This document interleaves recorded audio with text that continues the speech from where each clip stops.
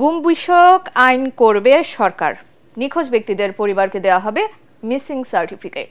জাতিসংঘের গুম বিষয়ক কমিটির প্রতিনিধিদের সঙ্গে বৈঠক শেষে আইন উপদেষ্টা ডক্টর আসিফ নজরুল এসব তথ্য জানান। তিনি বলেন, ভবিষ্যতে কোনো সরকার যাতে গুম করতে সাহস না পায় সে বিষয়টি প্রাধান্য দেওয়া হবে আইনে। এছাড়া গণহত্যার তথ্য জানতে ট্রুথ কমিশন গঠন করবে সরকার। রিপোর্ট মাহবুব কবির চপলের। আওয়ামী লীগের গত ১৬ বছরে গুম হয়েছেন বহু মানুষ। শেখ হাসিনার পতনের পরও তাদের বেশিরভাগই ফিরে আসেনি। তারা জীবিত নাকি মৃত তাও জানে না পরিবারগুলো।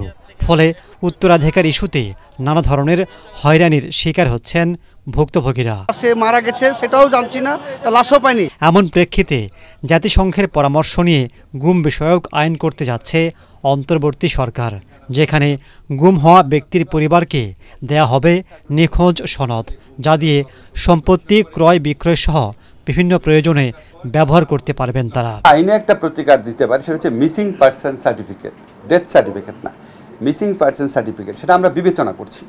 এই মিসিং পারসন সার্টিফিকেট যার কাছে থাকবে, উনি ওনার পরিবারে কেউ যদি গুমের শিকার হয় তাহলে ব্যাংক অ্যাকাউন্ট নিয়ে ডিল করা, উত্তরাধিকারিত্ব প্রশ্ন, এগুলি নিয়ে যেন উনি প্রতিকার পেতে পারে, ডেথ সার্টিফিকেটের মতোই প্রতিকার পেতে পারে, সেটা আমরা চিন্তা করছি খুব সিরিয়াসলি। এটা অবশ্যই করা দরকার। আমরা অত্যন্ত পাওয়ারফুল একটা গুম বিষয়ক পার্মানেন্ট কমিশন প্রস্তাবিত আইনের আন্ডারে ইনশাল্লাহ করতে পারবো। তিনি জানান, আইনে এমন কিছু বিষয় রাখা হবে যাতে ভবিষ্যতে কোনো সরকার গুম বা অপহরণের সাহস না পায়। পরবর্তী যে সরকারই আসুক, হয়তো বিএনপি আসবে বা জামাত আসবে বা ইসলামিক দলগুলো আসবে বা আপনার নতুন ছাত্রদের দল আসবে, তারা সবাই তো গুমের ব্যাপারে অত্যন্ত সোচ্চার ছিল।